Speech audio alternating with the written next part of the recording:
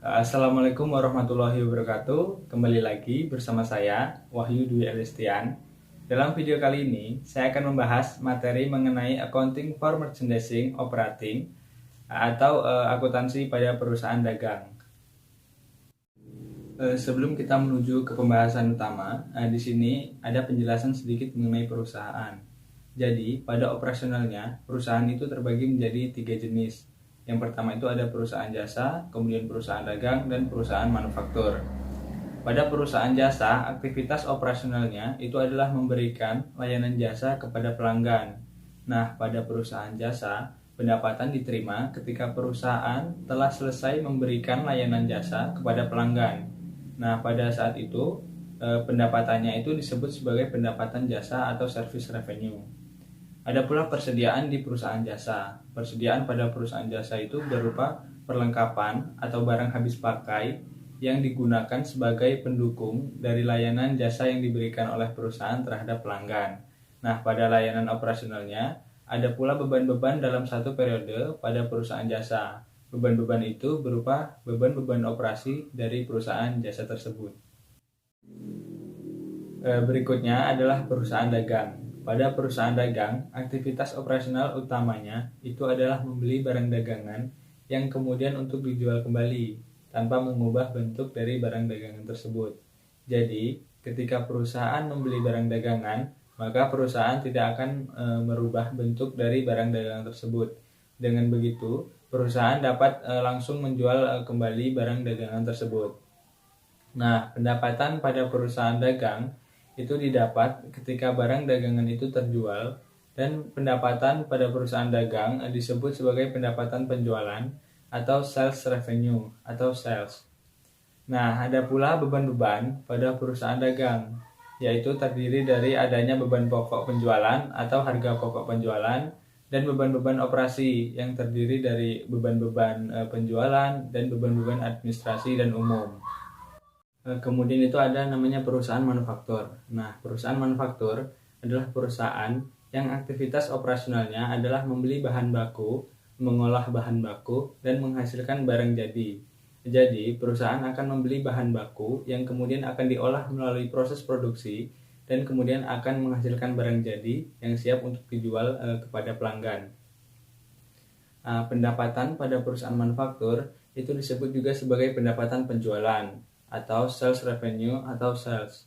Nah, selain perlengkapan, pada perusahaan manufaktur, persediaan pada perusahaan manufaktur itu ada 3 jenis, yaitu persediaan bahan baku atau raw material inventories, kemudian persediaan barang dalam proses atau work in process inventories, dan yang terakhir ada persediaan barang jadi atau finished goods inventories. Nah, beban-beban pada perusahaan manufaktur dalam satu periode itu terdiri dari adanya beban pokok penjualan atau harga pokok penjualan dan beban-beban yang terdiri dari beban penjualan dan beban administrasi dan umum. Jadi, selain dari aktivitas operasionalnya, yang membedakan antara perusahaan jasa, perusahaan dagang, dan perusahaan manufaktur itu adalah dari perhitungan dan penyajian laba ruginya. Nah, biasanya pada perusahaan jasa itu mereka menyajikan laporan laba rugi itu biasanya menggunakan format single step. Nah, single step sendiri itu artinya pendapatan yang diperoleh langsung itu dikurangkan dengan semua beban untuk memperoleh laba atau rugi. Nah, kemudian sedangkan pada perusahaan dagang dan perusahaan manufaktur itu mereka biasanya menggunakan format multiple step. Nah, multiple step sendiri itu artinya adalah perusahaan menyajikan penjualan yang dikurangkan dengan harga pokok penjualan. Nah, hal itu untuk mendapatkan laba kotor. Laba kotor itu yang kemudian dikurangkan dengan semua beban operasi untuk mendapatkan laba atau ruginya. Harga pokok penjualan atau HPP sendiri itu adalah total harga perolehan atas barang yang terjual dalam satu periode.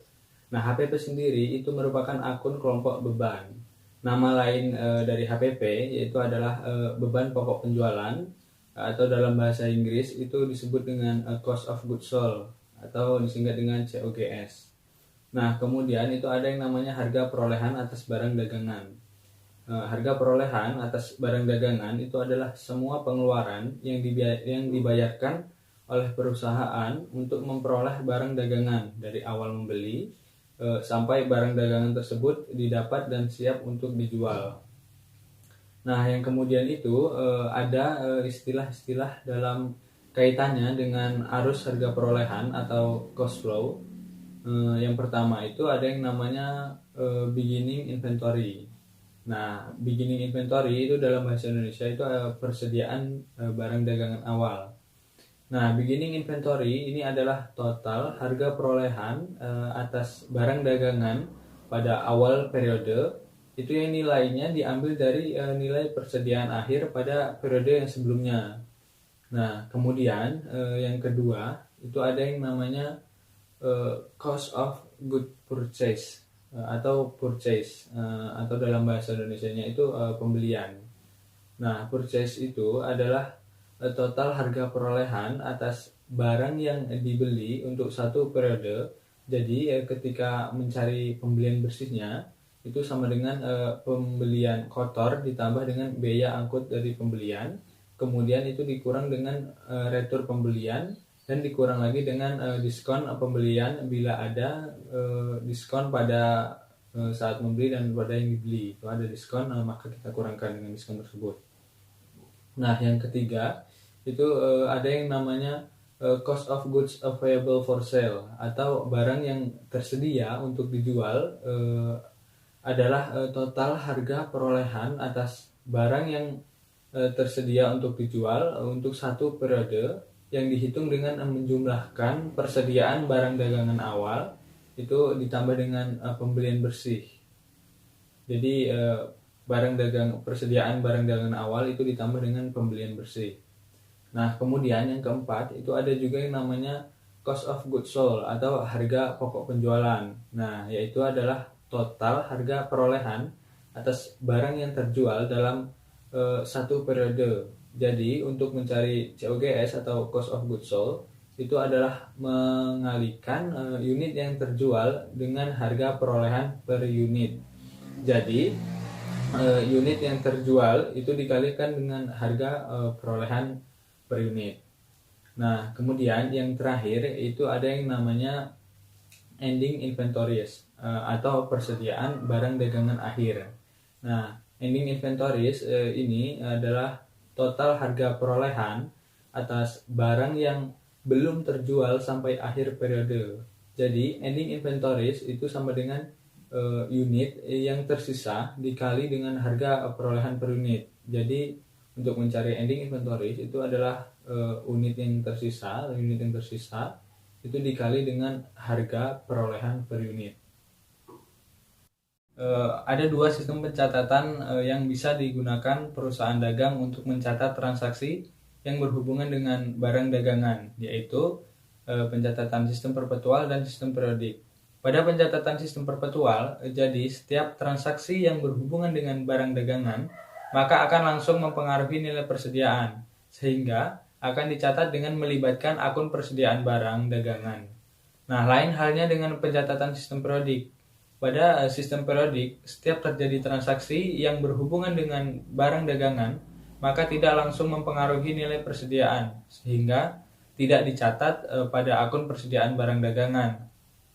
Kemudian, pada sistem perpetual, itu menggunakan yang namanya kartu persediaan sebagai buku pembantu persediaan untuk setiap jenis barang yang digunakan untuk mencatat mutasi sehubungan dengan persediaan. Jadi, nilai persediaan itu dapat diketahui setiap saat dengan melihat saldo akhir dari kartu persediaan. Nah, sedangkan pada pencatatan sistem periodik itu tidak menggunakan kartu persediaan. Jadi, nilai persediaan akhir baru akan diketahui setelah perusahaan itu melakukan perhitungan fisik persediaan. Nah, kemudian untuk HPP atau harga pokok atau harga pokok penjualan pada pencatatan sistem perpetual akan dihitung setiap terjadi transaksi. Setiap terjadi transaksi penjualan maka akan dihitung dan akan dicatat pada kartu persediaan, sehingga harga pokok penjualan itu dapat diketahui setiap saat dengan hanya melihat kartu persediaan. Sedangkan pada pencatatan sistem periodik, HPP atau harga pokok penjualan baru bisa dihitung setelah perusahaan itu menghitung nilai persediaan akhir. Nah, untuk perhitungan secara fisik pada sistem perpetual itu tidak wajib dilakukan karena perusahaan telah menggunakan kartu persediaan. Namun, jika perusahaan tetap mau atau boleh melakukan perhitungan fisik, itu untuk mengkonfirmasi kebenaran atas data pada kartu persediaan. Jadi, untuk mensinkronkan data. Nah, sedangkan pada pencatatan sistem periodik, perhitungan fisik itu sangatlah wajib dilakukan karena untuk menentukan nilai persediaan barang dagangan akhir, jika perusahaan tidak melakukan perhitungan fisik, maka tidak akan diketahui berapa nilai persediaan akhir pada akhir periode. Maka pada sistem periodik, perhitungan fisik itu wajib. Saya rasa cukup sampai di sini dulu video dari saya. Mohon maaf apabila masih banyak sekali kekurangan dalam video saya kali ini. Saya akhiri. Wabillahi taufiq wal hidayah. Wassalamualaikum warahmatullahi wabarakatuh.